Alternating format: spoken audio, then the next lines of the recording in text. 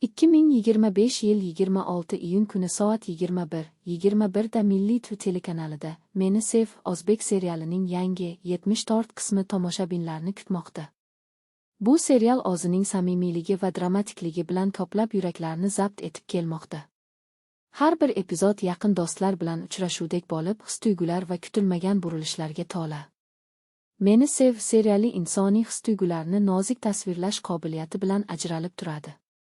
74 qismda syujet qahramonlarning murakkab munosabatlari chuqurroq yoritilishi kutilmoqda. Bunda sevgi, xiyonat va kechirim bir-biriga chirmashib ketadi. Aktyorlik o'yini yuqori darajada, qahramonlarning har bir nigohi va imo-ishorasi ma'noga to'la bo'lib, ularning taqdiriga hamdardlik uyg'otadi. Ssenariy mualliflari hikoyaning samimiyligini yo'qotmasdan, keskinlikni saqlay olishlari bilan hayratlanarli. Bu qism, avvalgilari kabi, yurakda iz qoldirishi shubhasiz. Meni sev o'zbek kinematografiyasining ham chuqur, ham tushunarli bo'la olishiga misol. 74 qismni o'tkazib yubormang, qahramonlarning har bir qarori o'z his-tuyg'ularingiz haqida o'ylashga undaydigan dunyoga yana sho'nging.